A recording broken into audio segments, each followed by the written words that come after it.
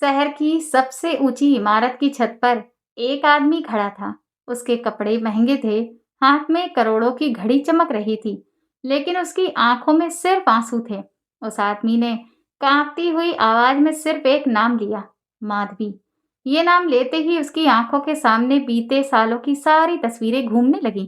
फटे हुए कपड़े, धूल से भरा शरीर, कंधों पर सीमेंट की बोरियां और एक छोटा सा सपना, अपनी पत्नी को खुश रखने का। कभी यही आदमी इस शहर की सड़कों पर एक साधारण मजदूर था। उसके हाथों की लकीरों से ज्यादा गहरे घाव उसकी हथेलियों पर थे। लोग उसे देखकर आगे बढ़ जाते थे, लेकिन उसे यकीन था कि मेहनत कभी बेकार नहीं जाती। पर फिर ऐसा क्या हुआ कि आज उसके पास सब कुछ होने के बावजूद भी उसकी आंखों में आंसू हैं। चलिए दोस्तों, सुनते हैं आज हम देवांश की कहानी। इस चिलचिलाती हुई गर्मी में सूरज बिल्कुल सर के ऊपर चमक कर आग उगल रहा था। आसपास की ऊंची ऊंची इमारत से टकराकर जो सूरज की चमक थी वो देवांश की आंखों में छुप रही थी, जो इस वक्त पूरी तरह से पसीने में लथपथ था। उसके माथे और बालों से पसीने की बूंदें लगातार टपक रही थीं। वो काफी थकान महसूस कर रहा था, लेकिन फिर भी अपनी पीठ पर सीमेंट की भरी बोरियों के वजन को वो लगातार ढो रहा था, क्योंकि ये सिर्फ सीमेंट की बोरियां नहीं थीं, बल्कि उसकी खुशियों की चाबी थीं। उसके सपनों का रास्ता था, जिन्हें वो पूरा करना चाहता था। इनके सहारे ही वो अपने परिवार को एक बेहतर जिंदगी देना चाहता था। जैसे जैसे वो एक एक कदम उस झुलसती हुई जमीन पर बढ़ाता, वैसे वैसे उसकी हिम्मत और भी ज्यादा मजबूत होती और चेहरे पर एक अलग ही आत्मविश्वास झलकता, जो उसकी हिम्मत और मेहनत को साफ बयान कर रहा था। उसने अपनी जिंदगी में इतनी मुश्किलों का सामना किया है कि अब वो अंदर से बहुत मजबूत हो गया है, और इसीलिए उसने हार मानना तो कभी सीखा ही नहीं। शाम को जब अपने छोटे से घर में वापस आया तो वो बुरी तरह से थक चुका था, पर जैसे ही उसकी नजर अपनी पत्नी के चेहरे पर पड़ी तो सारी थकान पल भर में गायब हो गई। उसकी पत्नी का नाम माधवी था, जो सिर्फ उसकी पत्नी नहीं बल्कि पूरी दुनिया थी। उसने अपनी खून पसीने की कमाई से कुछ पैसे बचाकर माधवी के लिए एक जोड़ी पायल ली थी, जो खूब चमक रही थी। उसे पता था कि माधवी को इन सब चीजों का बहुत शौक है, और इसीलिए वो उसकी हर एक ख्वाहिश को पूरा करना चाहता था। उसने बचपन से ही बहुत तंगी देखी है, ना जाने कितनी ही ख्वाहिशों को उसे मारना पड़ा, पर वो अपनी पत्नी को वो सब देना चाहता है जो उसे खुद कभी नहीं मिल पाया। वो एक झोपड़पट्टी में रहता है। यहाँ की गलियां, गंदे पानी की बदबू और घुटन भरी हवा अब उन लोगों की जिंदगी का हिस्सा बन चुकी है। जब भी यहाँ से बड़े बड़े लोग अपनी महंगी गाड़ियों में बैठकर निकलते हैं तो वो अपनी नाक पर रूमाल रख लेते हैं और मुंह सिकोड़ लेते हैं, लेकिन देवांश को तो इस सब की आदत पड़ चुकी है, और इसीलिए उसे कोई फर्क नहीं पड़ता। वो बस अपनी मेहनत और ईमानदारी में ही खुश है। उसका मानना है कि गरीबी में पैदा होना कोई बुरी बात नहीं, ये बस इंसान के हालात होते हैं जिन्हें उसे खुद से बदलने की कोशिश करनी चाहिए। उसे भगवान पर पूरा भरोसा है, और अपने इन मजबूत हाथों पर भी, जिसे वो दिन रात मेहनत करके भारी सीमेंट की बोरियां उठाकर अपने घर का चूल्हा जला रहा था। पर उसे ये बिल्कुल भी पता नहीं था कि उसकी पत्नी की सोच उससे बिल्कुल अलग थी। वो जब भी बाहर आती तो इस शहर की ऊंची ऊंची इमारत को हसरत भरी नजर से देखती, जहां देवांश और उसके जैसे ही ना जाने कितने मजदूर दिन रात मेहनत करके इन आलीशान इमारतों को खड़ा कर रहे थे। इन बिल्डिंग्स की चमकती हुई खिड़कियां, इनमें रहने वाले लोगों की आलीशान जिंदगी उसके मन में एक अजीब से खालीपन को भरती थी। जैसे जैसे वक्त गुजर रहा था, माधवी को लगने लगा था कि देवांश तो उसे ऐसी आलीशान जिंदगी कभी नहीं दे सकता, और अगर वो उसके साथ रही तो उसकी पूरी जिंदगी इन्हीं तंग गलियों और बदबू भरी बस्तियों में ही निकल जाएगी। जब भी देवांश उसके लिए कोई भी छोटी मोटी चीज लेकर आता तो वो बस ऊपरी मन से दिखावे के लिए मुस्कुराहट कर दिखाती, पर अंदर ही अंदर उसके मन में दूरियां बढ़ रही थीं, क्योंकि उसकी मांग इन छोटी मोटी चीजों से खुश होने वाले नहीं थे। ऐसा नहीं था कि उसे अपने पति की मेहनत की कदर नहीं थी, लेकिन उसे चिढ़न इस बात से थी कि इतनी मेहनत के बावजूद भी बदले में उसे वो सारी सुख सुविधाएं नहीं मिल पा रही थी जो वो चाहती थी। मजदूरी के बीच में जब दोपहर के खाने के लिए सारे मजदूर एक साथ बैठते तो देवांश अपने उन साथियों से भविष्य की कई तरह की बातें करता। वो सभी कोई ना कोई बड़ा सपना देखे बैठे थे। कोई कैसी जिंदगी जीना चाहता था तो कोई कैसी। किसी को बड़ा सा बंगला चाहिए तो किसी को बड़ी बड़ी गाड़ियां। लेकिन देवांश का सपना बस इतना था कि उसके पास एक साफ सुथरी जगह पर अपना छोटा सा घर हो, जहां वो और उसकी पत्नी हमेशा खुश रहें। पर उसे नहीं पता था कि उसकी किस्मत ने तो कुछ और ही अपने में समेट रखा है। वो अपनी ही बनाई दुनिया, अपनी सोच, सादगी, ईमानदारी में इतना डूबा था कि अपने आसपास क्या चल रहा है उसे कुछ दिखाई ही नहीं दिया। देवांश के लिए तो ये दुनिया बिल्कुल वैसी ही थी जैसा कि वो खुद था, सीधी सादी, जहां पर अगर आप मेहनत करोगे तो आपको उसका फल जरूर मिलेगा। कंस्ट्रक्शन साइट पर आने वाले ठेकेदार और इंजीनियर अच्छे कपड़ों में आते थे और बहुत ही रौबदार आवाज में सबको ऑर्डर देते थे। देवांश हमेशा उन्हें इज्जत के साथ ही देखता था। उसे उनसे कभी भी कोई जलन नहीं हुई, क्योंकि वो जानता था कि उन्होंने पढ़ाई की है और इसीलिए आज उनके पास ये मुकाम है।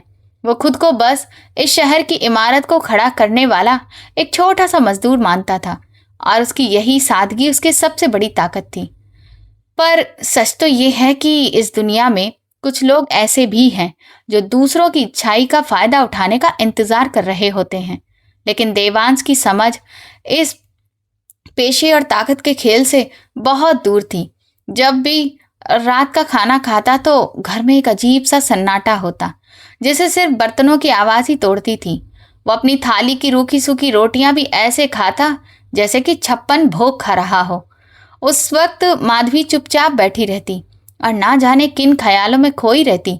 जब कभी माधवी देवांश के खुरदरे हाथों की तरफ देखती, जो कि उसकी मेहनत की वजह से फट चुके थे, तो उसको लगता कि उसकी पत्नी उसकी तकलीफ को महसूस कर रही है, जबकि असलियत तो ये थी कि वो उसकी गरीबी से परेशान हो चुकी थी और अंदर ही अंदर कुढ़ती रहती थी।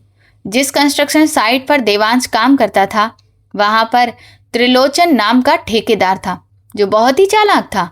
वो जब भी उस साइट पर आता तो उसकी नज़र मजदूरों के काम पर नहीं बल्कि और बहुत सी चीज़ों पर रहती थी। उसकी महंगी घड़ी, तेज खुशबूदार परफ्यूम और रौबदार अंदाज की वजह से वो बाकी सब से अलग था। देवांश उसे अपना मालिक समझकर हमेशा उसका सम्मान करता था, लेकिन वो अपनी मासूमियत की वजह से कभी भी त्रिलोचन की आंखों में छुपी मक्कारी को देख नहीं पाया। त्रिलोचन ने देख लिया था कि देवांश की पत्नी खूबसूरत है और उसकी आंखों में अमीर बनने की चमक भी है।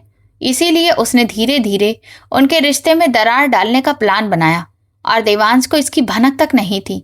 हर सुबह काम पर जाने से पहले वो पास के छोटे से मंदिर में जाकर भगवान कृष्ण के सामने सिर जरूर झुकाता था। वो उनसे सिर्फ एक ही प्रार्थना करता था कि उसकी पत्नी हमेशा खुश रहे। उसे पूरा यकीन था कि उसकी मेहनत और उसकी भक्ति कभी भी बेकार नहीं जाएगी। एक दिन जब वो काम से घर लौटा तो उसने देखा कि माधवी ने अपना सबसे अच्छा सूट पहन रखा है। उसने मुस्कुराकर पूछा, अरे आज कोई खास बात है क्या? माधवी ने बस हल्का सा सिर हिलाया और खिड़की के बाहर देखने लगी। उसकी आंखों में एक अलग सी चमक थी जो देवांश ने पहले कभी नहीं देखी थी। लेकिन वो चमक प्यार की नहीं बल्कि अपनी जिंदगी बदल देने की चाहत की थी। देवांश ने सोचा शायद वो भी दिवाली आने का इंतजार कर रही है। उसे कहाँ पता था कि यही रोशनी उसकी जिंदगी में हमेशा के लिए अंधेरा लेकर आने वाली है। अगले दिन काम के दौरान एक बड़ा हादसा होते होते बच गया। ऊपर से लोहे की भारी छड़ नीचे गिर गई। देवांश ने बिना अपनी जान की परवाह किए एक जवान मजदूर को धक्का देकर बचा लिया। उसकी बहादुरी की हर तरफ तारीफें होने लगी, यहाँ तक कि हेड इंजीनियर ने भी उसकी पीठ थपथपाई। लेकिन देवांश के लिए यह कोई बड़ी बात नहीं थी। उसे लगा उसने सिर्फ अपना फर्ज निभाया है। उसे विश्वास था कि भगवान ने उसे एक और मौका दिया है ताकि वो अपने परिवार की जिम्मेदारी निभा सके। उसकी सादगी और दूसरों के लिए बिना किसी स्वार्थ के खड़े हो जाने की आदत ही उसे बाकी सब से अलग बनाती थी। उधर कंस्ट्रक्शन साइट के ऑफिस में त्रिलोचन ने माधवी को पहली बार तब देखा था जब वो देवांश के लिए दोपहर का खाना लेकर आई थी। माधवी की खूबसूरती देखते ही त्रिलोचन के मन में लालच जाग गया और उसी वक्त उसने ठान लिया कि किसी भी कीमत पर वो उसे हासिल करके रहेगा। उसने छोटी छोटी चालें चलनी शुरू कर दी ताकि वो उसे अपनी तरफ खींच सके। त्रिलोचन ने धीरे धीरे माधवी को अमीरों वाली लाइफ के सपने दिखाने शुरू कर दिए थे। माधवी अपने ही मन से लड़ रही थी, क्योंकि एक तरफ उसका पति था जो उसके लिए दिन रात अपनी जान खपा रहा था, और दूसरी तरफ त्रिलोचन था जो उसे वो सारी चीजें देने का वादा कर रहा था जिनके बारे में उसने हमेशा सपने देखे थे। वो जानती थी कि उसके मन में जो चल रहा है वो गलत है, लेकिन गरीबी ने उसके इरादों को कमजोर कर दिया था। अब उसे लगने लगा था कि सिर्फ प्यार से ना तो पेट भरता है और ना ही जिंदगी चलती है। उसके दिमाग में अब वही महंगी साड़ियां और चमचमाते गहने घूमने लगे थे जिनका लालच त्रिलोचन ने उसे दिया था। उधर देवांश ने अपनी कमाई बढ़ाने के लिए रात की शिफ्ट भी पकड़ ली थी ताकि वो माधवी के लिए कुछ अच्छा कर सके। उसे जरा भी अंदाजा नहीं था कि उसकी यही गैर मौजूदगी माधवी और त्रिलोचन को एक दूसरे के और करीब ला रही थी। वो रात को बुरी तरह थककर घर लौटता तो माधवी या तो सच में सो चुकी होती या फिर सोने का नाटक करती। देवांश को लगता था कि वो अपनी मेहनत से अपने आने वाले कल को बेहतर बना रहा है, लेकिन उसे ये दिखाई नहीं दे रहा था कि जिस घर को उसने प्यार से बनाया था उसकी नींव अंदर ही अंदर कमजोर होती जा रही थी। दिवाली करीब आ रही थी और पूरा शहर रोशनी और खुशियों में डूबा हुआ था।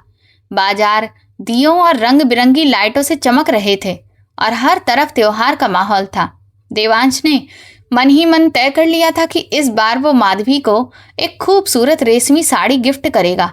उसने बड़ी मुश्किल से एक एक पैसा जोड़कर इतने पैसे जमा किए थे जो उसके लिए किसी खजाने से कम नहीं थे। वो रोज उस साड़ी की दुकान के सामने से गुजरता और सोचता कि जब माधवी ये साड़ी पहनेगी तो कितनी खुश होगी। उसे पूरा भरोसा था कि ये दिवाली उनकी जिंदगी में नई खुशियां लेकर आएगी। दूसरी तरफ त्रिलोचन ने देवांश को ज्यादा पैसे और बोनस का लालच देकर 2 दिन के लिए शहर से बाहर भेजने का प्लान बना लिया। उसने बड़ी चालाकी से कहा कि अगर वो दूर वाली साइट पर 2 दिन काम कर देगा तो उसे अच्छा खासा बोनस मिलेगा। देवांश बिना कुछ सोचे तुरंत मान गया, क्योंकि उसे पैसों की बहुत जरूरत थी। उसे अपनी पत्नी पर पूरा भरोसा था, इसलिए 2 दिन की दूरी उसे कोई बड़ी बात नहीं लगी। त्रिलोचन मन ही मन मुस्कुरा रहा था, क्योंकि उसे पता था कि देवांश की यही सादगी अब उसकी सबसे बड़ी कमजोरी बनने वाली है। जाने से पहले देवांश ने प्यार से माधवी को गले लगाया और कहा कि वो फिक्र ना करे, अपना ख्याल रखे, वो जल्दी वापस आ जाएगा। ये सुनकर माधवी उसकी तरफ ठीक से देख भी नहीं पाई। उसका चेहरा बिल्कुल उतर गया था।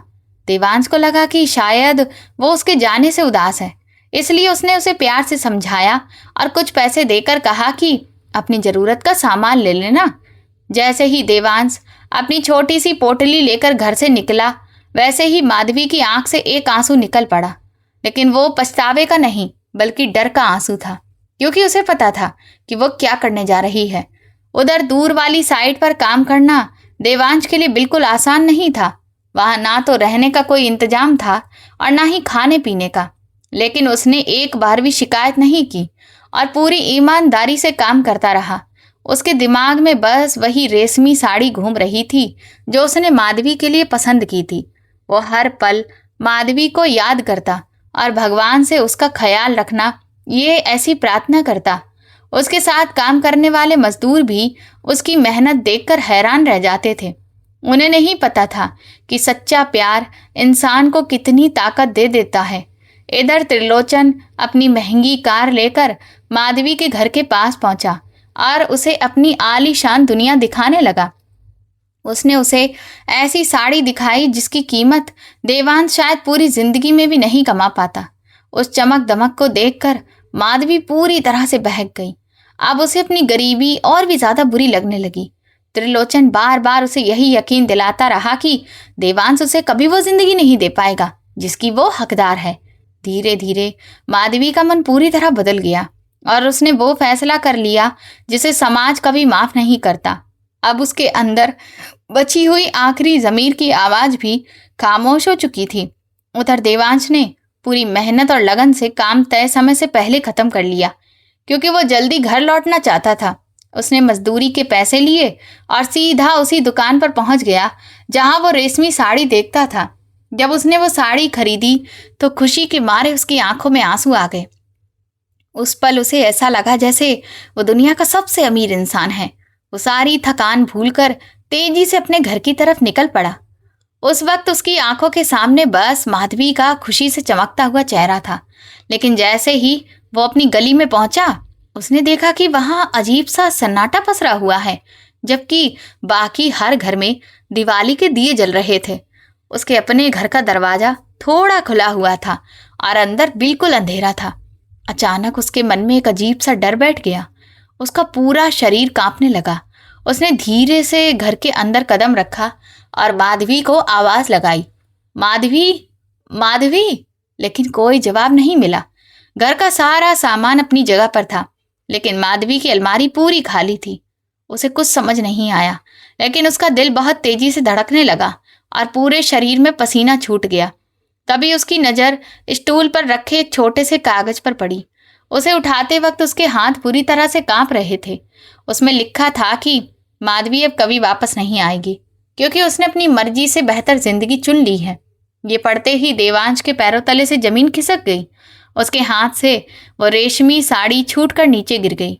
उसकी आंखों के सामने सब कुछ घूमने लगा और वो वहीं जमीन पर बैठ गया। जिस प्यार और मेहनत से उसने अपना छोटा सा संसार बसाया था, वो एक पल में पूरी तरह बिखर चुका था। दिवाली की उस रात बाहर पूरा मुंबई रंग बिरंगी रोशनी और पटाखों से जगमगा रहा था, लेकिन देवांश के छोटे से कमरे में सिर्फ सन्नाटा था। बाहर लोग एक दूसरे को मिठाई खिला रहे थे और दिवाली की शुभ कामनाएं दे रहे थे, लेकिन देवांश की दुनिया पूरी तरह से खत्म हो चुकी थी। उसके हाथ में माधवी का छोड़ा हुआ वो छोटा सा कागज कांप रहा था, जिसने उसकी पूरी जिंदगी बदल दी थी। उसे यकीन ही नहीं हो रहा था कि जिस औरत के लिए उसने अपनी सारी खुशियां कुर्बान कर दी, वही उसे इस तरह अकेला छोड़कर चली जाएगी। फर्श पर पड़ी वो रेशमी साड़ी, जिसे खरीदने के लिए उसने महीनों तक एक एक पैसा बचाया था, अब उसे किसी कफन जैसी लग रही थी। उस साड़ी के सुनहरे धागे उसकी आंखों में चुभ रहे थे। देवांश ने उस साड़ी को उठाकर अपने सीने से लगा लिया और अंधेरे कमरे में फूट फूट कर रोने लगा। उसकी सिसकियां बाहर चल रहे पटाखों के शोर में कहीं दबकर रह गईं। उसका टूटा हुआ दिल बस एक ही सवाल पूछ रहा था कि आखिर उसने गरीबी के अलावा ऐसा कौन सा गुनाह किया था। कुछ ही वक्त में आसपास रहने वालों की दबी जुबान की बातें भी उसके कानों तक पहुंचने लगीं। जो लोग कल तक उसकी मेहनत और ईमानदारी की तारीफ करते थे, वही आज उसकी मजबूरी का मजाक उड़ा रहे थे। कोई कह रहा था कि एक मामूली मजदूर इतनी खूबसूरत और बड़े सपने देखने वाली बीवी को कैसे संभाल सकता था, तो कोई उसकी मर्दानगी पर ही सवाल उठाने लगा। समाज की ये कड़वी बातें धीरे धीरे जहर बनकर उसके खून में उतर रही थीं। अब उसे अच्छी तरह समझ आ गया था कि इस दुनिया में असली इज्जत सिर्फ पैसों वालों की होती है। देवांश ने उस रात अपनी जिंदगी की सबसे लंबी और सबसे अंधेरी रात काटी। उसने अपने छोटे से कमरे की खिड़की से बाहर देखा। सामने ऊंची ऊंची बिल्डिंगों की बालकनियों में अमीर लोग हजारों दिए जलाकर जश्न मना रहे थे। उन चमचमाती रोशनियों से उसे अब नफरत होने लगी थी। उसे लगने लगा था कि ये रोशनी सिर्फ अमीरों की दुनिया के लिए होती है।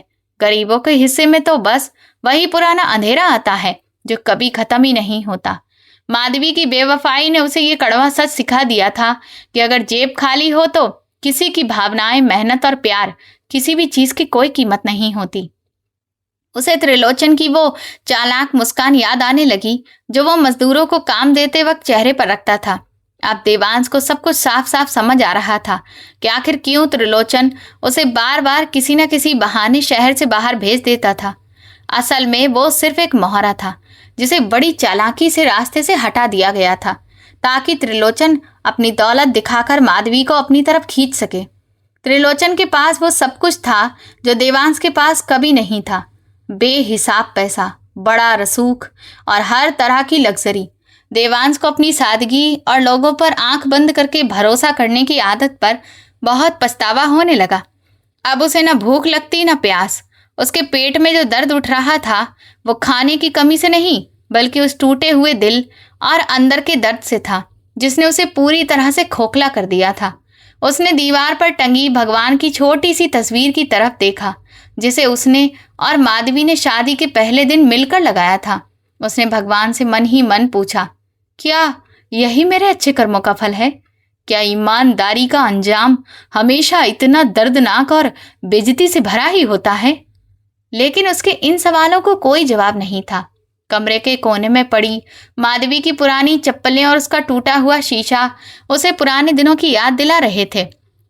वो दिन जब दोनों बेहद गरीबी में भी छोटी छोटी खुशियों में अपनी दुनिया ढूंढ लेते थे।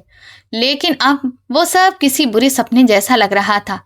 एक पल के लिए देवांश के मन में आया कि शायद माधवी ने गलत नहीं किया, क्योंकि वो उसे कभी वो आराम की जिंदगी नहीं दे सकता था जिसकी वो चाहत रखती थी। लेकिन अगले ही पल उसके अंदर बदले की आग इतनी तेज भड़क उठी कि उसकी आंखें गुस्से से लाल हो गईं। उसकी जिंदगी अब ऐसे मोड़ पर आ चुकी थी जहां से वापस लौटना नामुमकिन था। उसके अंदर का सीधा सादा मजदूर अब खत्म हो चुका था। उसकी जगह एक टूटा हुआ लेकिन गुस्से से भरा इंसान खड़ा था। उसे लगने लगा कि प्यार, त्याग और समर्पण जैसी बातें सिर्फ कहानियों में ही अच्छी लगती हैं। असली दुनिया बहुत बेरहम होती है। उसने उसी वक्त फैसला कर लिया कि अब वो और आंसू नहीं बहाएगा, क्योंकि रोना अब उसे कमजोरी लगने लगा था। अब उसे अपनी पूरी ताकत एक नई दिशा में लगानी थी। आधी रात के बाद जब पटाखों का शोर थोड़ा कम हुआ तो देवांश धीरे से अपने छोटे से घर से बाहर निकल आया।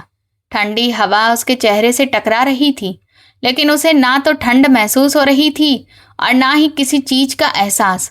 उसने एक आखिरी बार उस तंग गली की तरफ देखा जहां उसने अपनी जिंदगी के सबसे अच्छे और सबसे बुरे पल बिताए थे। उसने मन ही मन कसम खाई कि अब वो इस गरीबी और बेइज्जती वाली जिंदगी में कभी वापस नहीं आएगा। अगर लौटेगा तो जीत कर लौटेगा। रास्ते में उसे एक बूढ़ा शराबी दिखा जो नाले के किनारे पड़ा अपनी किस्मत को कोस रहा था। देवांश कुछ देर उसे देखता रहा।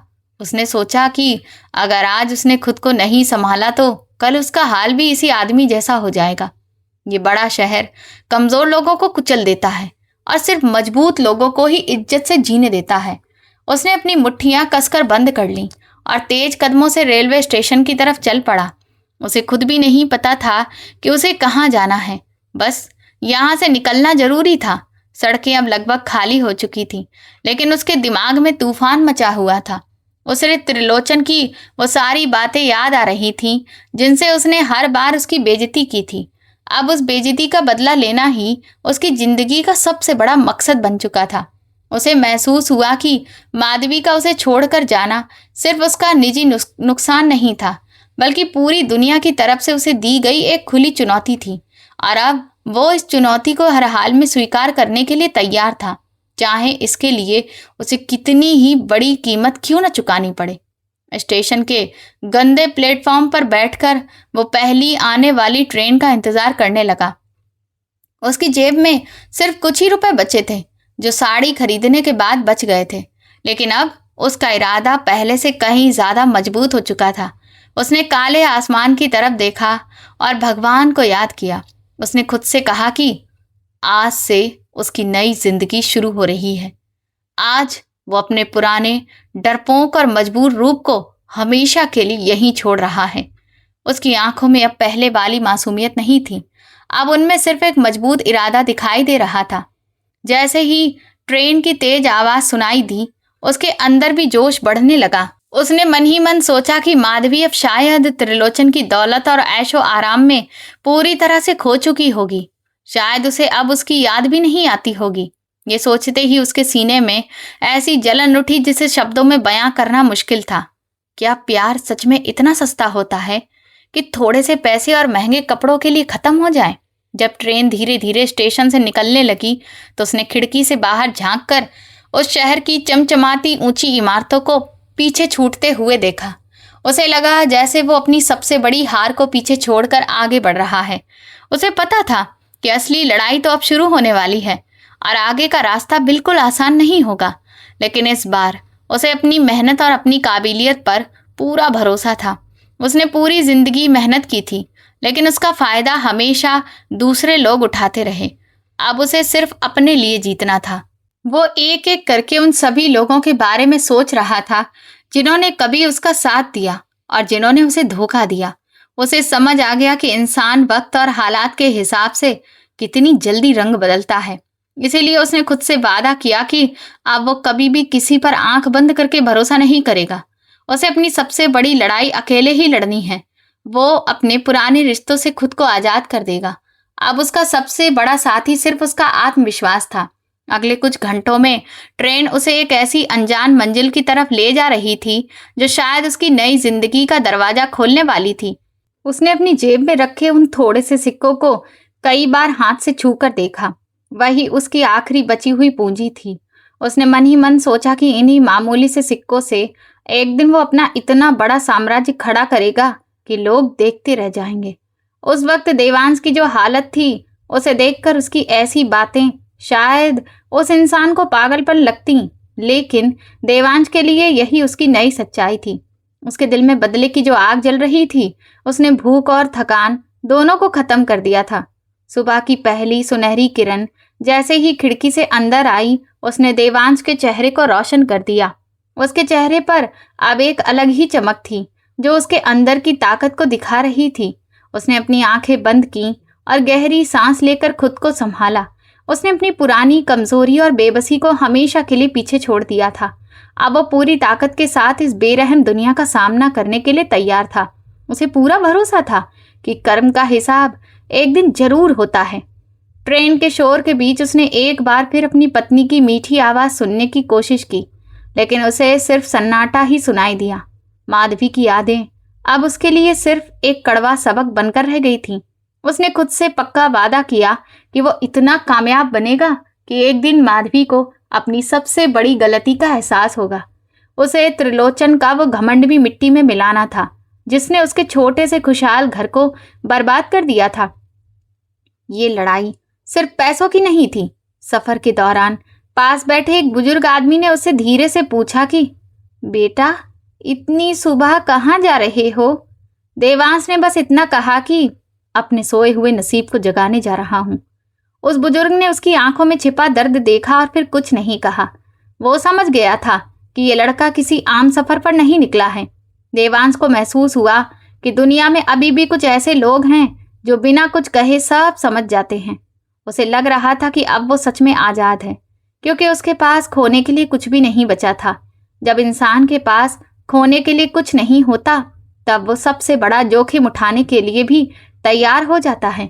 देवांश भी अब उसी मोड़ पर पहुंच चुका था जहां से उसकी शून्य से शिखर तक की असली कहानी शुरू होने वाली थी। उसका बीता हुआ कल अब सिर्फ धूल भरे रास्ते जैसा रह गया था।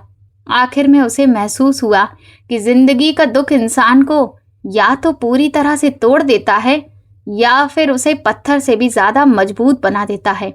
देवांश अब वही मजबूत पत्थर बन चुका था जिसे अब कोई भी आसानी से नहीं तोड़ सकता था। उसने अपनी जिंदगी की कमान खुद अपने हाथों में ले ली थी और अब वो हर मुश्किल पार करने के लिए तैयार था। शहर की भीड़ भाड़ से दूर एक पुराने टूटे फूटे मंदिर की सीढ़ियों पर देवांश अकेला बैठा था। हवा में धूप और अगरबत्ती की खुशबू घुली हुई थी जो उसके बेचैन मन को थोड़ा सा सुकून दे रही थी। उसने भगवान की बड़ी सी मूर्ति की तरफ देखा जिसकी आंखों में गजब का ठहराव था।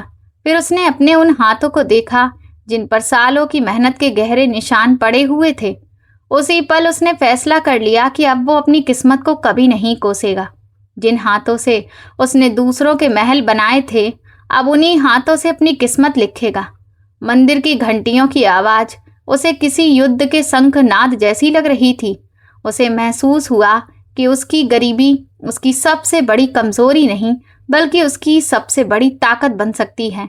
जिस समाज ने उसे सिर्फ एक मजदूर समझकर ठुकरा दिया था, अब उसी समाज को वो अपनी असली कीमत दिखाएगा। उसने भगवान के चरणों को छूकर अपने माथे से लगा लिया।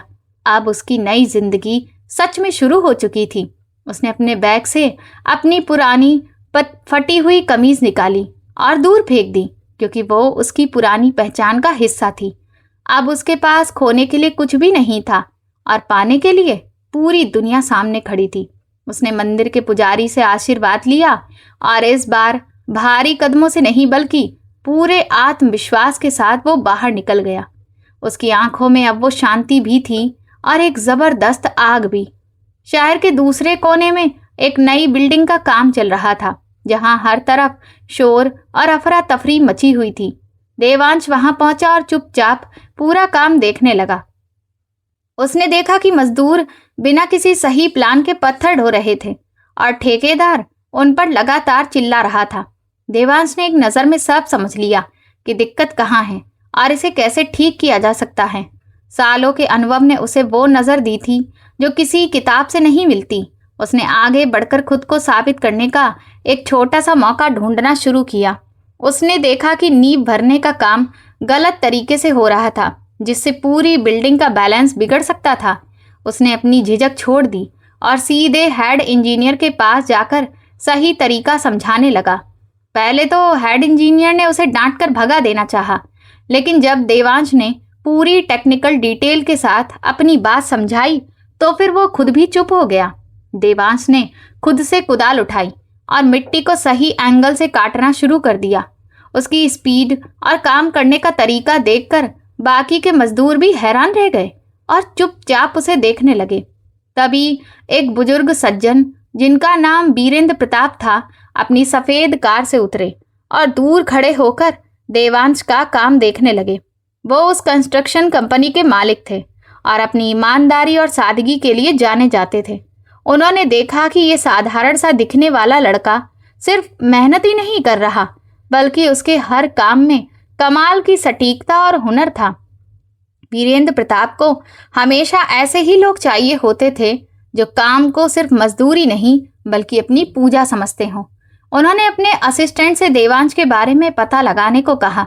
जब देवांश थोड़ी देर के लिए काम रोककर पानी पीने बैठा, तब वीरेंद्र प्रताप उसके पास आए और प्यार से उसका नाम पूछा।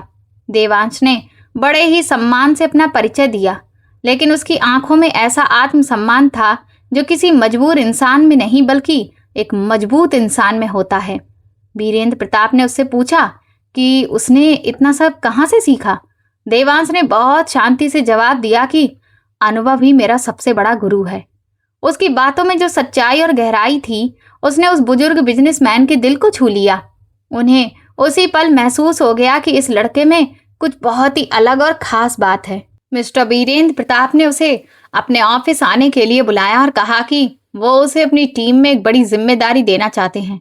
देवांश के लिए ये किसी गोल्डन चांस से कम नहीं था, लेकिन उसने बिना सोचे समझे हाँ नहीं की। उसने साफ कहा कि वो किसी की मेहरबानी पर काम नहीं करना चाहता, बल्कि अपनी मेहनत और काबिलियत के दम पर आगे बढ़ना चाहता है। देवांश की ये बात सुनकर वीरेंद्र प्रताप मुस्कुरा दिए। उन्होंने उससे कहा कि उसे वही मिलेगा जिसका वो सच में हकदार है। उसी दिन से देवांश की जिंदगी ने एक नया मोड़ ले लिया। अगले ही दिन से उसने वीरेंद्र प्रताप के साथ काम शुरू कर दिया। उसे साइट सुपरवाइजर की जिम्मेदारी दी गई। उसने अपनी नई जिम्मेदारी को पूरे दिल से निभाना शुरू कर दिया। वो मजदूरों के साथ कंधे से कंधा मिलाकर काम करता और काम की क्वालिटी को पहले से कहीं बेहतर बना देता। हर सुबह सबसे पहले साइट पर वही पहुंचता और रात में सबसे आखिर में निकलता। इस दौरान उसने सिर्फ काम करना ही नहीं सीखा, बल्कि बिजनेस की छोटी से छोटी बात भी समझनी शुरू कर दी। धीरे धीरे वीरेंद्र प्रताप उसे अपने बेटे जैसा मानने लगे और उसे कंस्ट्रक्शन बिजनेस के हर जरूरी दांव पेच सिखाने लगे। वक्त गुजरता गया और देवांश की मेहनत की चर्चा पूरे शहर में होने लगी। बड़े बड़े ठेकेदार और बिल्डर भी उसका नाम लेने लगे। लोग कहते थे कि उसके हाथों में तो जादू है, क्योंकि वो किसी भी बिगड़े हुए प्रोजेक्ट को फिर से पटरी पर ला सकता था। उसकी मेहनत ने उसे पैसों से मजबूत जरूर बना दिया था, लेकिन उसने अपनी सादगी और अपने संस्कार कभी नहीं छोड़े। आज भी वो हर शनिवार वो उसी मंदिर में जाता था जहां उसने अपनी जिंदगी बदलने वाली कसम खाई थी। उसे अच्छी तरह पता था कि उसकी असली ताकत उसके अंदर जल रही वो आग और भावना का आशीर्वाद है। अब उसके पास रहने के लिए एक साफ सुथरा छोटा सा कमरा था और पहनने के लिए जरूरत भर के कपड़े भी थे, लेकिन वो उन दिनों को कभी नहीं भूला जब उसने भूख और बेइज्जती दोनों झेली थी। अपनी पहली सैलरी का बड़ा हिस्सा उसने उन गरीब मजदूरों के बच्चों की पढ़ाई के लिए दे दिया जो उसी साइट पर काम करते थे। उसे समझ आ गया था कि असली अमीरी बैंक बैलेंस से नहीं बल्कि किसी के चेहरे पर मुस्कान लाने से होती है। जब वीरेंद्र प्रताप ने उसकी ये सोच देखी तो वो उसकी समझदारी और इंसानियत के और भी ज्यादा कायल हो गए। एक शाम उन्होंने देवांश को अपने घर डिनर पर बुलाया और आराम से उसके बीते हुए वक्त के बारे में पूछा। देवांश ने बिना कुछ छिपाए माधवी के धोखे और त्रिलोचन की चालबाजी की पूरी कहानी बता दी। उसकी आंखों में आंसू नहीं थे बल्कि एक अलग ही तरह का सुकून और मजबूत इरादा था, जिसे देखकर वीरेंद्र प्रताप भी हैरान रह गए। उन्होंने देवांश से कहा कि जो बीत गया उसे एक बुरे सपने की तरह पीछे छोड़ देना चाहिए। उन्होंने समझाया कि सबसे बड़ा बदला यही होता है कि इंसान इतना कामयाब बन जाए कि उसके दुश्मन उसकी तरफ आंख उठाकर देखने की भी हिम्मत ना कर सके। देवांश ने उनकी ये बात दिल से मान ली और पहले से भी ज्यादा मेहनत में जुट गया। अब उसने अपनी एक छोटी सी टीम भी तैयार करनी शुरू कर दी थी, जिसमें वही लोग शामिल थे जो मेहनती और ईमानदार थे। वो उन्हें सिर्फ काम ही नहीं सिखाता था बल्कि इज्जत से जीना भी सिखाता था। धीरे धीरे उसका नाम और असर दोनों बढ़ने लगे। वीरेंद्र प्रताप ने उस पर पूरा भरोसा करते हुए उसे अपने कुछ अलग प्रोजेक्ट्स भी संभालने की जिम्मेदारी दे दी। देवांश के लिए ये बहुत बड़ी परीक्षा थी और वो हर हाल में इसमें सफल होना चाहता था। बिजनेस की दुनिया में कदम रखते ही उसे कई मुश्किलों का सामना करना पड़ा। कहीं भ्रष्टाचार था तो कहीं नेताओं का दबाव। बहुत से लोग उसकी तरक्की देखकर जलने लगे और उसके रास्ते में रुकावटें डालने लगे और उसे खरीदने की कोशिश भी करने लगे। लेकिन देवांश ने कभी भी गलत रास्ता नहीं चुना। वो अपने उसूलों पर डटा रहा क्योंकि उसे पता था कि ईमानदारी का रास्ता भले लंबा हो लेकिन मंजिल हमेशा मजबूत होती है। उसने कभी वीरेंद्र प्रताप के नाम या अपनी मेहनत की साख पर आंच नहीं आने दी। साथ साथ देवांश ने अपनी पढ़ाई लिखाई पर भी ध्यान देना शुरू किया क्योंकि उसे समझ आ चुका था कि अगर बड़ा बनना है तो अनुभव के साथ साथ अच्छे ज्ञान की भी जरूरत है। एक बड़े प्रोजेक्ट की टेंडर मीटिंग के दौरान उसका सामना फिर से त्रिलोचन की कंपनी के लोगों से हुआ। त्रिलोचन उसे पहचान ही नहीं पाया क्योंकि अब देवांश पूरी तरह से बदल चुका था। अब वो फटे पुराने कपड़ों वाला मजदूर नहीं बल्कि एक स्मार्ट और कॉन्फिडेंट यंग बिजनेसमैन बन चुका था। देवांश ने पूरे कॉन्फिडेंस के साथ अपनी प्रेजेंटेशन दी और अपनी टेक्निकल प्लानिंग से सबको इम्प्रेस कर दिया। आखिर में जब उस प्रोजेक्ट का कॉन्ट्रैक्ट देवांश की टीम को मिला तो त्रिलोचन के चेहरे पर हैरानी और गुस्सा दोनों साफ दिखाई दे रहे थे। देवांश ने मन ही मन अपनी छोटी सी जीत को महसूस किया। इतनी कामयाबी मिलने के बाद भी कभी कभी उसका मन माधवी की यादों में उलझ जाता था। वो सोचता था कि क्या वो आज भी त्रिलोचन के साथ खुश होगी या उसके साथ भी वही हुआ होगा जो उसके साथ हुआ था। लेकिन अगले ही पल वो खुद को संभाल लेता और फिर से अपने काम में लग जाता। उसे अपनी इस कमजोरी को खत्म करना था क्योंकि अब वो सिर्फ अपने लिए नहीं बल्कि उन सैकड़ों परिवारों के लिए काम कर रहा था जिनका घर उसके काम से चलता था। उसने अपनी सारी भावनाओं को दिल के कोने में दबा दिया ताकि वो उसकी तरक्की के रास्ते में कभी रुकावट ना बने। इस बीच वीरेंद्र प्रताप की तबीयत धीरे धीरे खराब रहने लगी। उन्होंने फैसला किया कि अब कंपनी की पूरी जिम्मेदारी देवांश को सौंपने का वक्त आ गया है। इसके लिए एक ऑफिशियल फंक्शन रखा गया जहां सबके सामने देवांश को कंपनी का नया सीईओ घोषित किया गया। उस दिन उसकी आंखों से सच में आंसू निकल आए क्योंकि उसने कभी सोचा भी नहीं था कि उसकी जिंदगी उसे यहाँ तक ले आएगी। उसने वीरेंद्र प्रताप के पैर छुए और वादा किया कि वो उनके भरोसे को कभी टूटने नहीं देगा। ये सिर्फ एक प्रमोशन नहीं था बल्कि उसकी सालों की मेहनत और ईमानदारी का सबसे बड़ा इनाम था।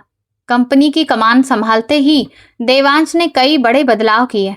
उसने टेक्नोलॉजी का जमकर इस्तेमाल शुरू किया, मजदूरों के लिए इंश्योरेंस और हेल्थ फैसिलिटी शुरू करवाई जिससे उनका काम पहले से कहीं ज़्यादा बेहतर होने लगा। वो आज भी हर साइट पर खुद जाता था और छोटे से छोटे मजदूर से भी बात करता था। लोग उसे अपना मसीहा मानने लगे थे क्योंकि वो उनकी परेशानियों को सच में समझता था। अब उसका बिजनेस सिर्फ शहर तक सीमित नहीं रहा बल्कि दूसरे राज्यों तक फैलने लगा और उसका नाम एक मिसाल बन गया।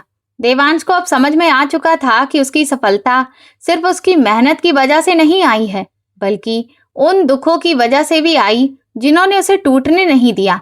अगर माधवी उसे छोड़कर नहीं गई होती, तो शायद वो आज भी एक साधारण मजदूर ही होता। उसने धीरे धीरे अपने दिल की सारी कड़वाहट को अच्छी सोच में बदल दिया। अब उसे किसी से नफरत नहीं थी, बल्कि उसे उन लोगों पर तरस आता था जो सिर्फ पैसों के पीछे भागते भागते अपने ही लोगों को भूल जाते हैं।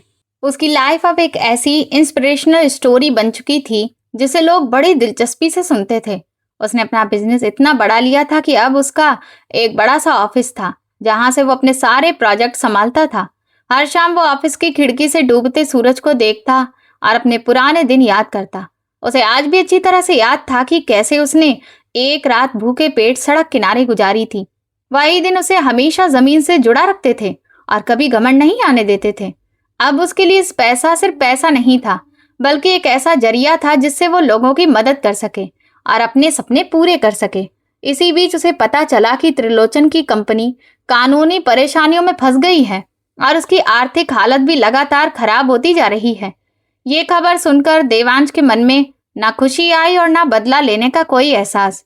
उसने सिर्फ इतना सोचा कि कर्म अपना काम खुद कर रहा है और उसे बीच में पड़ने की कोई जरूरत नहीं है। उसने इस बारे में वीरेंद्र प्रताप से बात की तो उन्होंने हमेशा की तरह उसे धैर्य और संयम बनाए रखने की सलाह दी। अब देवांश पहले वाला सीधा साधा लड़का नहीं रहा था। वो वक्त के हर इशारे को समझने वाला एक समझदार खिलाड़ी बन चुका था। उसकी कहानी उन हजारों लोगों के लिए उम्मीद बन गई जो गरीबी और धोखे का दर्द झेल रहे थे। उसने साबित कर दिया कि अगर इरादे मजबूत हो और इंसान सच्चाई के रास्ते पर डटा रहे तो किस्मत भी बदल जाती है। उसकी आंखों में अब हमेशा एक सुकून भरी चमक रहती थी, जो उसके संघर्ष और जीत दोनों की गवाही देती थी। लेकिन उसका सफर अभी खत्म नहीं हुआ था। अब उसने तय कर लिया था कि वो वीरेंद्र प्रताप की विरासत को पूरी जिम्मेदारी के साथ आगे बढ़ाएगा। फिर भी उसके अंदर एक अजीब सी बेचैनी थी। वो नहीं चाहता था कि लोग उसे सिर्फ किसी का उत्तराधिकारी कहें। वो अपनी अलग पहचान अपने दम पर बनाना चाहता था। उसने अपने पुराने फटे हुए जूतों को एक डिब्बे में संभाल कर रखा था, ताकि वो कभी अपनी शुरुआत ना भूले। उसकी टेबल पर अब बड़ी बड़ी फाइलें और ब्लूप्रिंट फैले रहते थे, जो उसके आने वाले सपनों की तस्वीर थे। तभी शहर के बीचों बीच बनने वाले एक बड़े सरकारी अस्पताल के लिए बहुत बड़ा टेंडर निकला। देवांश समझ गया कि ये उसकी काबिलियत साबित करने का सबसे बड़ा मौका है। उसने अपनी पूरी टीम से कहा कि दिन रात एक करके सबसे बेहतरीन टेक्निकल प्रपोजल तैयार करो। वो खुद साइट पर जाकर मिट्टी की जांच करता और स्ट्रक्चर को और मजबूत बनाने के लिए नए नए सुझाव देता। उसे पता था कि इस प्रोजेक्ट के लिए उसे शहर के सबसे पुराने और ताकतवर ठेकेदारों से भिड़ना पड़ेगा। उन्हीं में से सबसे बड़ा नाम त्रिलोचन का था, जो कभी उसका मालिक हुआ करता था। त्रिलोचन की हालत भले ही पहले जैसी नहीं रही थी, लेकिन उसके पास अब भी भ्रष्ट अधिकारियों का साथ और पुरानी चालाकियां थीं। वो किसी भी कीमत पर देवांश को हराना चाहता था और उसे इस लाइन से बाहर करने की तैयारी कर चुका था। उसने देवांश के मजदूरों को भड़काने की कोशिश की और उसकी साइट पर सामान पहुंचने से भी रुकवाने लगा। लेकिन अब देवांश पहले वाला मासूम मजदूर नहीं था जिसे कोई भी डरा सके। उसने अपने ऑफिस की दीवारों पर सादगी और ईमानदारी की बातें लिखे पोस्टर लगा रखे थे, जो उसे हर वक्त उसके उसूल याद दिलाते थे। वो जानता था कि त्रिलोचन जैसे लोग सिर्फ डर और लालच की भाषा समझते हैं। इसीलिए उसने अपने साथ ऐसे वकीलों और इंजीनियरों की टीम बनाई जो हर कदम पर कानूनी और तकनीकी रूप से पूरी तरह मजबूत थी। जब भी उसे गुस्सा आता तो उसे वही पुरानी साइट याद आती जहां उसका अपमान हुआ था। लेकिन अब उसका गुस्सा जल्दबाजी नहीं, बल्कि एक ठंडी और सोच समझकर बनाई गई रणनीति बन चुका था, जो उसके दुश्मनों पर भारी पड़ने वाली थी। टेंडर जमा करने की आखिरी तारीख से ठीक 2 दिन पहले उसके गोदाम में अचानक से आग लग गई और लाखों का सामान जलकर राख हो गया। साफ समझ आ रहा था कि ये त्रिलोचन की कोई गंदी चाल थी। जब तक पुलिस और फायर ब्रिगेड पहुंची तब तक काफी नुकसान हो चुका था। उसकी पूरी टीम टूट चुकी थी और सबको लगने लगा था कि अब समय पर टेंडर जमा करना नामुमकिन है। लेकिन देवांश बिना घबराए शांत खड़ा जलते हुए मलबे को देखता रहा। उसकी आंखों में हार नहीं, बल्कि पहले से भी ज्यादा मजबूत इरादा दिखाई दे रहा था। उसने उसी रात अपनी पूरी टीम को बुलाया और नई प्लानिंग शुरू कर दी। उसने अपने संपर्कों की मदद से दूसरे राज्यों से तुरंत नया सामान मंगवाया और खुद पूरी रात जागकर टेंडर के सारे डॉक्यूमेंट्स दोबारा से तैयार किए। उसकी मेहनत और भरोसे ने पूरी टीम में फिर से जान डाल दी। सबने तय कर लिया कि हार को जीत में बदल कर ही रहेंगे। अगली सुबह जब वो टेंडर ऑफिस पहुंचा तो उसके चेहरे पर थकान नहीं बल्कि जीत का कॉन्फिडेंस साफ दिख रहा था। उसे देखकर त्रिलोचन के तो होश ही उड़ गए। टेंडर कमेटी के सामने जब देवांश ने अपनी प्रेजेंटेशन दी तो वहां बैठे सभी लोग उसकी टेक्निकल समझ और समाज के लिए सोच देखकर हैरान रह गए। उसने सिर्फ अस्पताल बनाने की बात नहीं की बल्कि गरीब मरीजों को बेहतर सुविधाएं देने का भी पूरा प्लान रखा। उसकी बातों में वही सच्चाई थी जिसे सिर्फ वही इंसान महसूस कर सकता था जिसने खुद तकलीफें झेली हों। दूसरी तरफ त्रिलोचन की प्रेजेंटेशन सिर्फ दिखावे और आंकड़ों तक सीमित नहीं थी, जिसमें इंसानियत और संवेदनशीलता बिल्कुल नहीं थी। कमेटी के सभी सदस्यों को साफ महसूस हो गया कि देवांश का नजरिया सिर्फ बिजनेस नहीं बल्कि लोगों की सेवा भी है। जब आखिरकार रिजल्ट घोषित हुआ तो सबसे ऊपर देवांश इंफ्रास्ट्रक्चर का नाम था। ये उसकी जिंदगी की सबसे बड़ी बिजनेस जीत थी जिसने उसे रातों रात शहर का उभरता हुआ स्टार बना दिया। त्रिलोचन का तो चेहरा ही उतर गया और वो बिना किसी से कुछ बोले चुपचाप वहां से निकल गया। देवांश ने अपनी इस कामयाबी का पूरा श्रेय भगवान और वीरेंद्र प्रताप को दिया, जिन्होंने उसे शून्य से उठाकर इस मुकाम तक पहुंचाया था। उस दिन उसे पूरी तरह से यकीन हो गया कि ईमानदारी की नींव पर खड़ी इमारत को दुनिया की कोई ताकत आसानी से गिरा नहीं सकती। इस बड़ी जीत के बाद देवांश ने फिर कभी पीछे मुड़कर नहीं देखा। उसने एक के बाद एक कई बड़े और कामयाब प्रोजेक्ट पूरे किए। अपने बिजनेस में उसने हमेशा ईमानदारी और पारदर्शिता को सबसे ऊपर रखा। इसीलिए इन्वेस्टर्स का भरोसा भी उस पर दिन पर दिन बढ़ता चला गया। अपने मुनाफे का एक तय हिस्सा उसने मजदूरों की विधवाओं और अनाथ बच्चों की मदद के लिए समर्पित कर दिया। वह हमेशा कहता था कि असली मालिक वही होता है जो अपने कर्मचारियों की आंखों में खुशी देख सके। धीरे धीरे उसका व्यक्तित्व एक ऐसे बड़े बरगद के पेड़ की तरह बन गया था जिसकी छांव में हर किसी को सुकून मिलता था। इतनी दौलत और इतनी शोहरत मिलने के बाद भी देवांश के दिल के किसी कोने में माधवी का पुराना चेहरा कभी कभी उभर ही आता था। वो सोचता था कि क्या उसे उसकी इस कामयाबी की खबर मिली होगी, और अगर मिली होगी तो वो अब उसके बारे में क्या सोचती होगी। लेकिन वो ये भी जानता था कि अब दोनों की राहें हमेशा के लिए अलग हो चुकी हैं और उनके बीच अब सिर्फ यादों का एक धुंधला सा रिश्ता बचा है। उसने अपने सारे जज्बात अपने काम में इस तरह मिला दिए थे कि वही उसके लिए आगे बढ़ने की ताकत बन गए। अब उसका जीवन अपने निजी दुखों से कहीं ऊपर उठकर एक बड़े मकसद की तरफ बढ़ चुका था।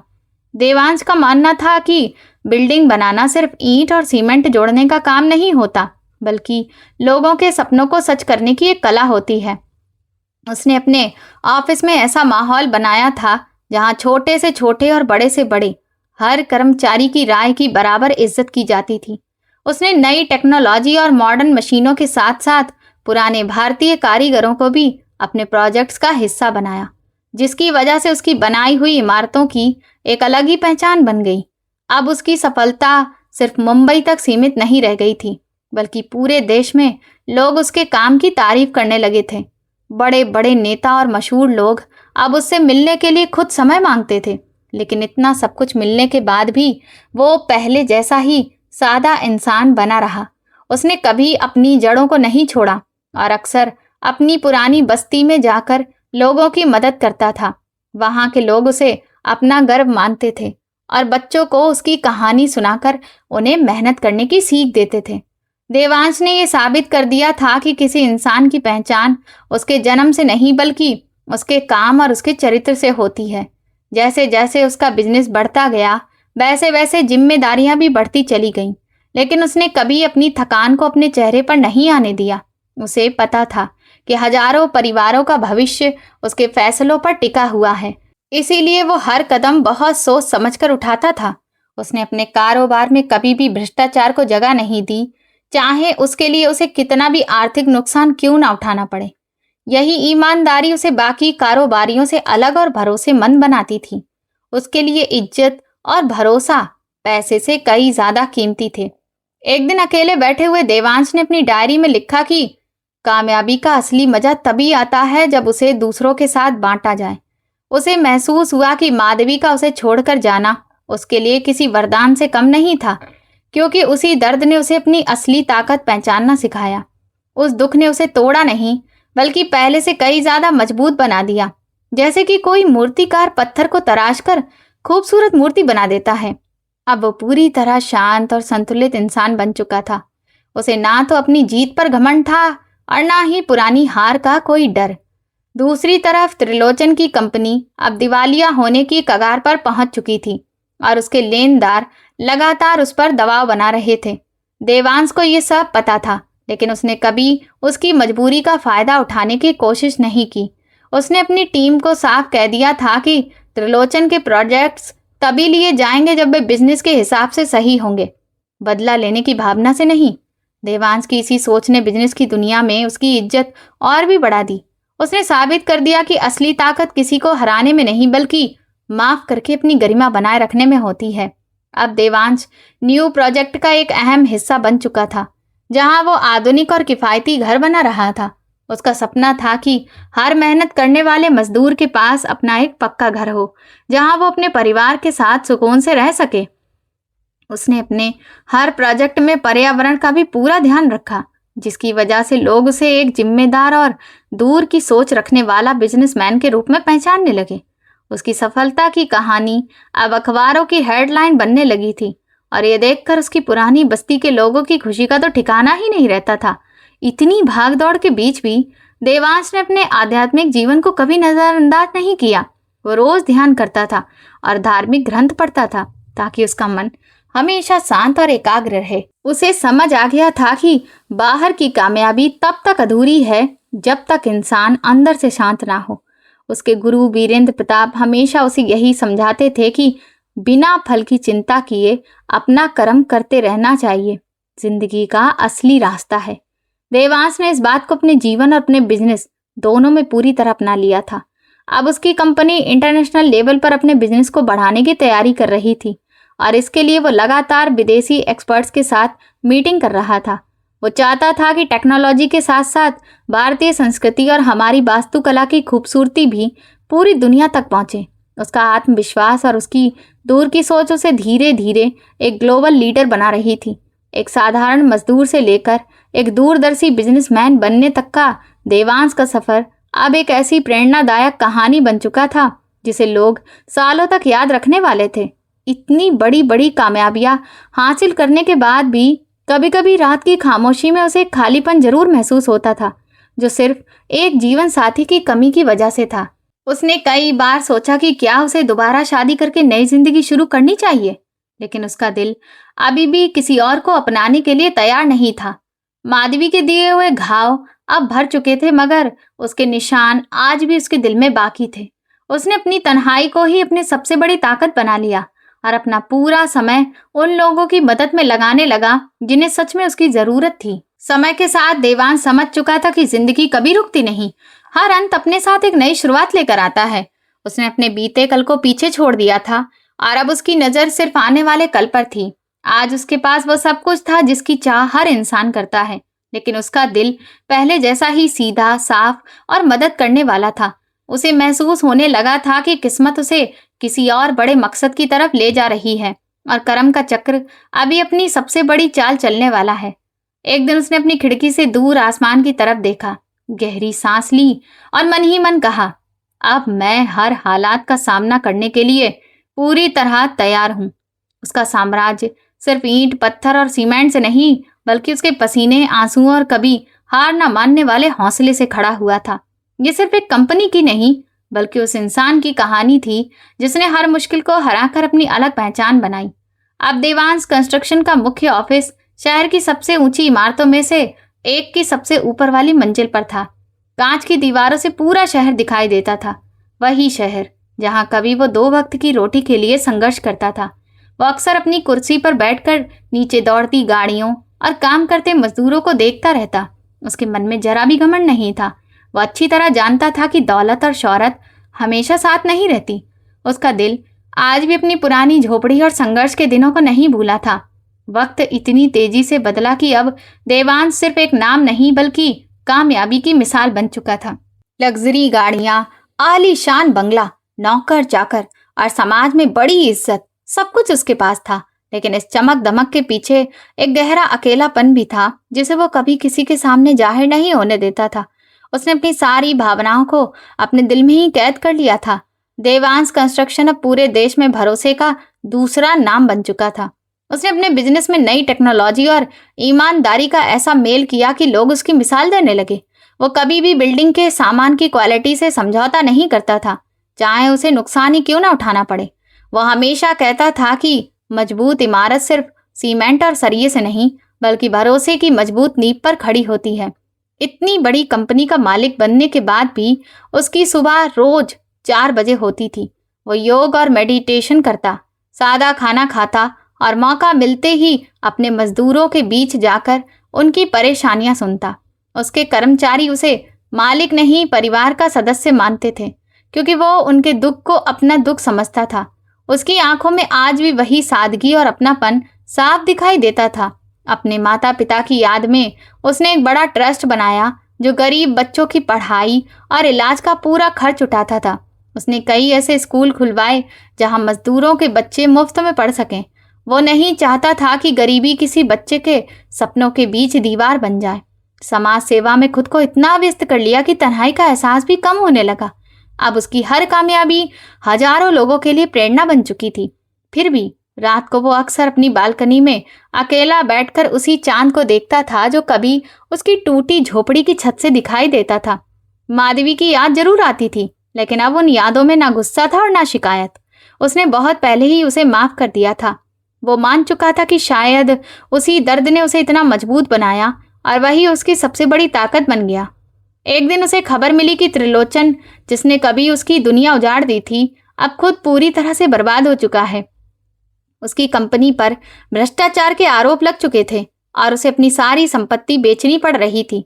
ये सुनकर देवांश के चेहरे पर ना खुशी आई और ना दुख। उसने बस इतना सोचा कि इंसान को अपने कर्मों का फल इसी जिंदगी में मिल जाता है। वो चाहता तो त्रिलोचन को और भी नुकसान पहुंचा सकता था, लेकिन बदला लेना उसका मकसद कभी नहीं था। इस घटना के बाद उसने अपनी कंपनी के सभी डायरेक्टर्स की मीटिंग बुलाकर साफ कहा कि चाहे कितनी भी मुश्किल आए, ईमानदारी का रास्ता कभी नहीं छोड़ना है। अब उसकी सोच किसी संत जैसी हो गई थी। वो सारी सुख सुविधाओं के बीच रहकर भी उनसे खुद को अलग रखता था। उसकी साख कई बड़ी मल्टीनेशनल कंपनियों से भी ज्यादा मजबूत हो चुकी थी।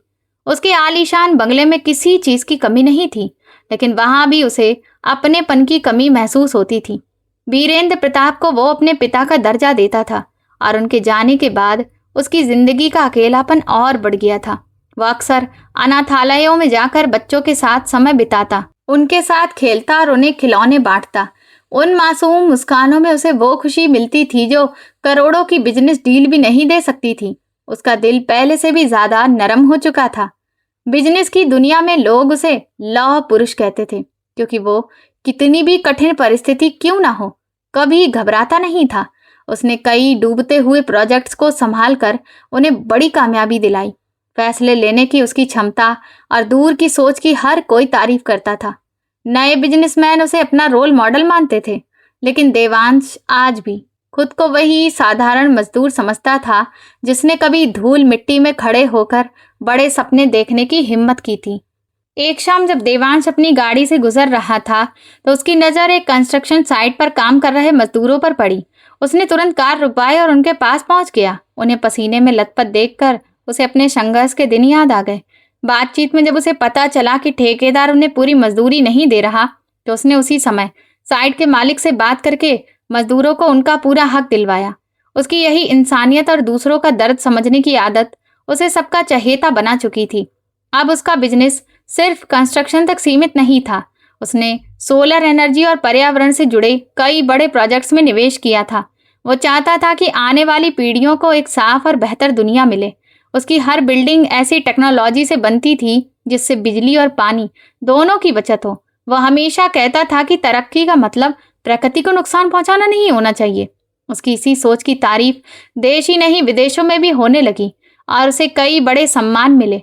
देवांश की सफलता की कहानी अब पढ़ाई का हिस्सा बन चुकी थी। वो अक्सर कॉलेजों में जाकर छात्रों का मेहनत, ईमानदारी और कभी हार न मानने का महत्व समझाता।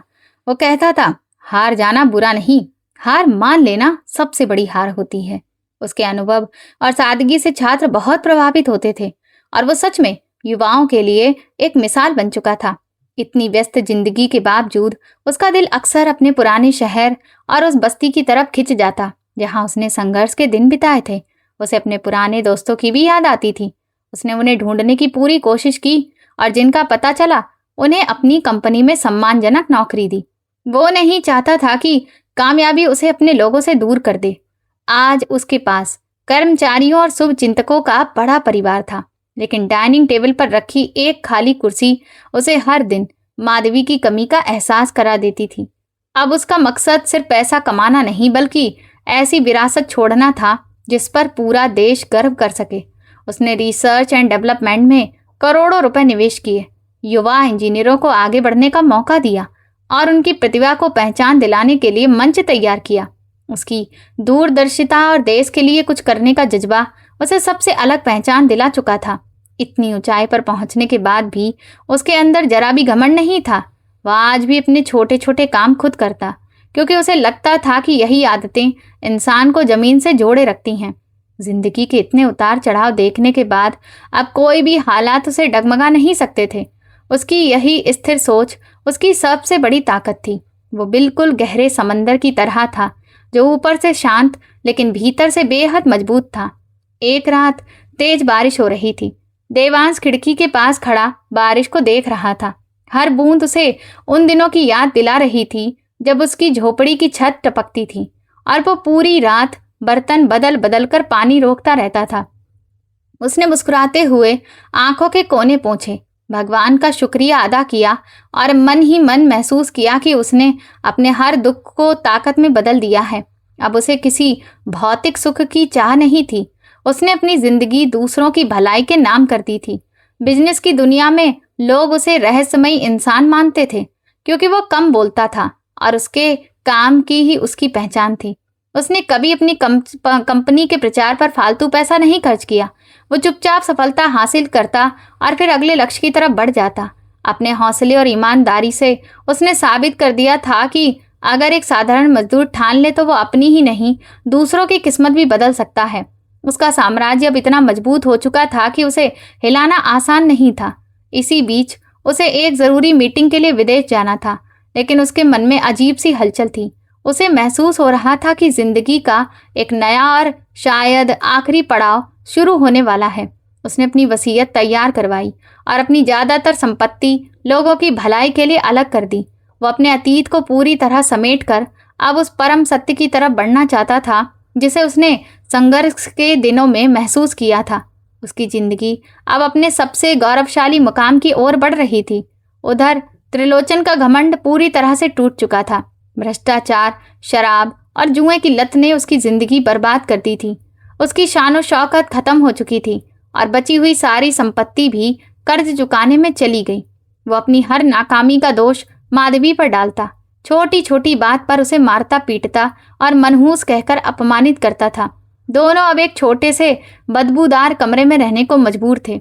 जिस दौलत के लिए माधवी ने देवांश का साथ छोड़ा था, वही दौलत उसके लिए सबसे बड़ा अभिशाप बन गई थी। उसे अपने फैसले पर गहरा पछतावा होने लगा था। चेहरे की चमक, आंखों का घमंड और अमीरी का रौब सब खत्म हो चुका था। अब वो पुराने फटे कपड़ों में उन्हीं सड़कों पर भटकती थी जहां कभी अपनी महंगी कार में निकला करती थी। उसे समझ आ गया था कि पैसा सिर्फ दिखावा देता है, असली सहारा सच्चा प्यार और सम्मान होता है। वो अक्सर अपनी पुरानी झोपड़ी और देवांश का प्यार याद करके फूट फूट कर रो पड़ती थी। माधवी सब कुछ चुपचाप सहती रही क्योंकि उसके पास जाने के लिए कोई और ठिकाना भी नहीं था। उसका आत्मसम्मान पूरी तरह से टूट चुका था और वो बस किसी जिंदा लाश की तरह दिन काट रही थी। एक सुबह घर में खाने का एक दाना भी नहीं बचा तो उसने काम ढूंढने का फैसला किया। वो उन्हीं गलियों में भटकती रही जहां कभी अपनी अमीरी का रौब दिखाया करती थी, लेकिन अब कोई उसे पहचानना भी नहीं चाहता था। लोग उसे भिखारी समझकर डांट देते और भगा देते। भूख ने उसे इस हाल में पहुंचा दिया था कि अब उसे अपनी इज्जत से ज्यादा एक वक्त की रोटी की चिंता थी। दुनिया की बेरहमी ने माधवी को यह समझा दिया था कि इस दुनिया में सबसे ताकतवर अगर कोई है तो वो समय है। भटकते भटकते वो एक बहुत बड़ी बिल्डिंग के सामने पहुंची जिसके ऊपर सुनहरे अक्षरों में देवांश कंस्ट्रक्शंस लिखा था। उसने नाम देखा तो उसे लगा कि ये कोई दूसरा देवांश होगा, क्योंकि उसका देवांश तो कभी एक साधारण मजदूर था। उसने सफाई के काम के लिए अप्लाई किया और उसे अंदर भेज दिया गया। इतना शानदार ऑफिस देखकर उसे अपने फटे हुए कपड़ों और बदहाल हालत पर शर्म आने लगी, लेकिन पेट की भूख के आगे उसका आत्मसम्मान भी हार गया। तभी देवांश अपने स्टाफ के साथ बाहर निकला। जैसे ही माधवी की नजर उस पर पड़ी, उसके पैरों तले जमीन खिसक गई। उधर देवांश को भी उसका चेहरा कुछ जाना पहचाना सा लगा। वो उसके पास आया और धीरे से बोला, माधवी। इतना सुनते ही माधवी की आंखों से आंसू निकल पड़े और वो वहीं बैठकर रोने लगी। देवांश ने बिना कोई तमाशा किए अपने स्टाफ से कहा कि इन्हें इज्जत के साथ मेरे कैबिन में ले जाइए और पहले खाना दीजिए। कैबिन में पहुंचकर माधवी फूट फूट कर रोने लगी। उसने अपने किए पर पछतावा जताया और देवांश से माफी मांगते हुए बताया कि कैसे त्रिलोचन ने उसे धोखा देकर सड़क पर ला छोड़ा। देवांश चुपचाप उसकी पूरी बात सुनता रहा। उसके दिल में अब प्यार नहीं बचा था, सिर्फ इंसानियत और करुणा बाकी थी। जब माधवी ने कहा कि अब उसका जीने का मन नहीं करता, तब देवांश ने उसे समझाया कि अपनी गलतियों का प्रायश्चित जान देकर नहीं बल्कि अच्छे काम करके होता है। उसने अपनी कंपनी के अनाथालय में काम करने का ऑफर दिया, लेकिन साथ ही साफ कह दिया कि अब उनके रिश्ते कभी पहले जैसे नहीं हो सकते। माधवी उसके पैर छूने लगी तो देवांश ने उसे रोक लिया और कहा कि अपनी इज्जत के साथ जीना सीखो। उसी शाम देवांश ने वीरेंद्र प्रताप की तस्वीर के सामने दीपक जलाया और उसे महसूस हुआ कि उसके दिल का आखिरी बोझ भी उतर चुका है। दूसरी तरफ त्रिलोचन नशे की हालत में देवांश के ऑफिस पहुंच गया, लेकिन गार्डों ने उसे गेट पर ही रोक दिया और उसकी बेइज्जती पूरे शहर में चर्चा का विषय बन गई। समय उसे पहले ही उसकी सजा दे चुका था, इसलिए देवांश ने उसके खिलाफ कोई कदम नहीं उठाया। माधवी ने अनाथालय में बच्चों की सेवा करना शुरू कर दिया। धीरे धीरे सेवा और सच्चे पछतावे ने उसके मन को सुकून देना शुरू कर दिया।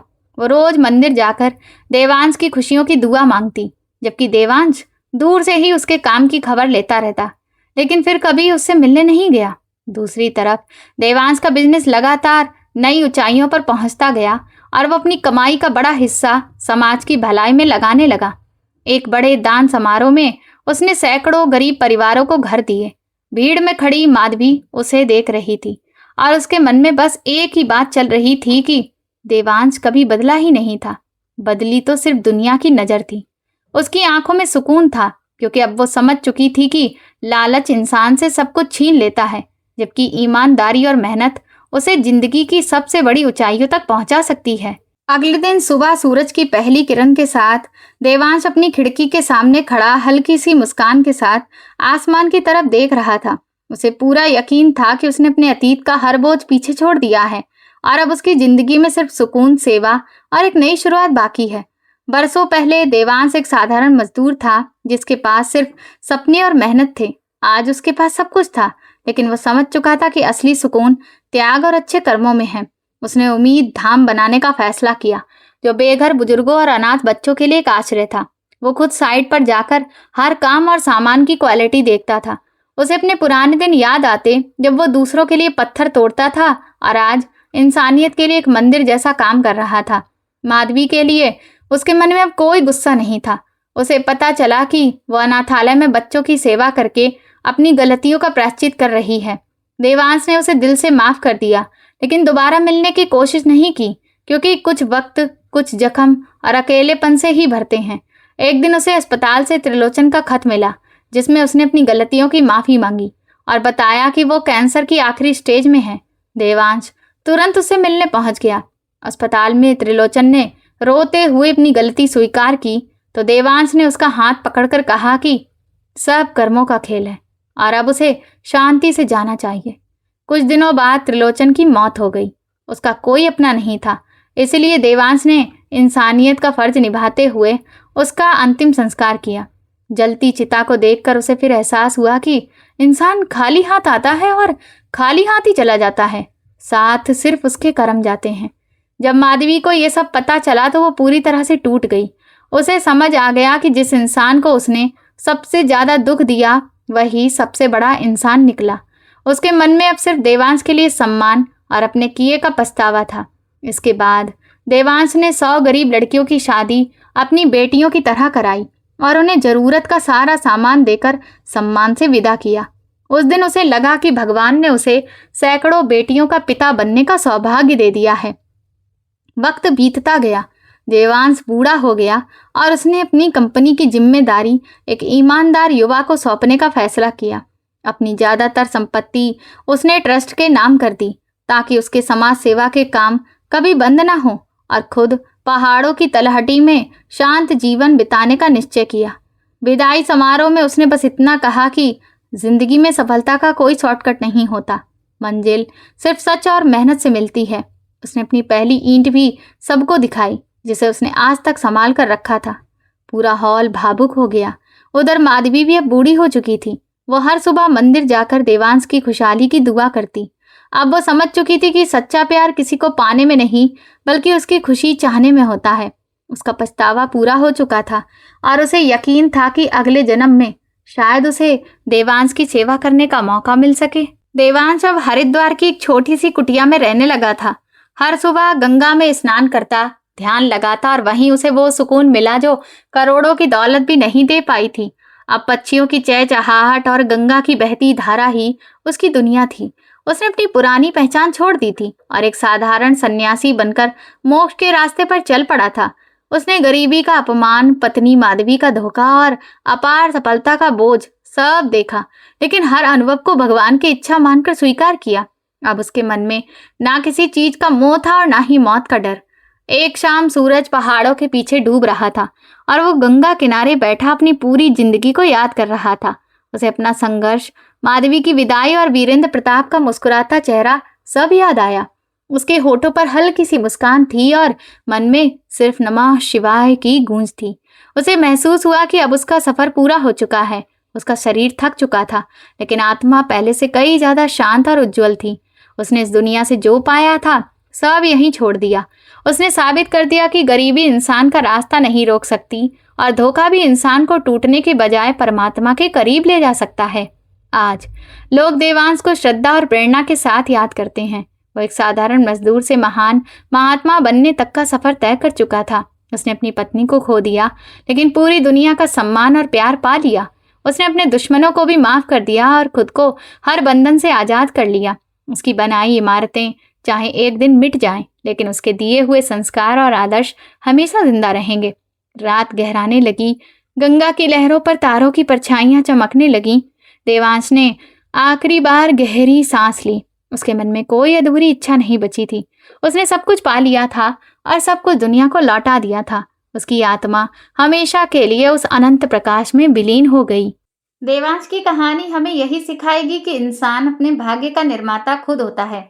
हालात सिर्फ परीक्षा लेते हैं, लेकिन जीत उसी की होती है जो सच, त्याग, सेवा, प्रेम, क्षमा और कर्म का रास्ता नहीं छोड़ता। यही देवांश की सबसे बड़ी सीख थी और वही उसे हमेशा लोगों के दिलों में जिंदा रखेगी। ये कहानी सिखाती है कि मेहनत, ईमानदारी और अच्छे कर्म इंसान को सबसे बड़ी ऊंचाइयों तक पहुंचा सकते हैं, जबकि लालच और धोखा अंत में सिर्फ पछतावा देते हैं। हालात चाहे कितने भी कठिन हों, जो इंसान सच, धैर्य और इंसानियत का साथ नहीं छोड़ता, आखिर में जीत उसी की होती है।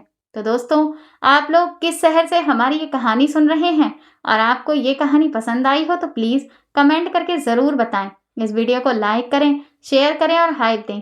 साथ ही चैनल को सब्सक्राइब करना ना भूलें। और अगर आपको मेरी मेहनत पसंद आई हो तो मुझे सुपर थैंक्स देकर अपना प्यार और सपोर्ट ज़रूर दिखाएं, ताकि मैं आपके लिए ऐसी ही शानदार कहानियाँ लाती रहूं। ये कहानी केवल मनोरंजन और प्रेरणात्मक उद्देश्य से प्रस्तुत की गई है।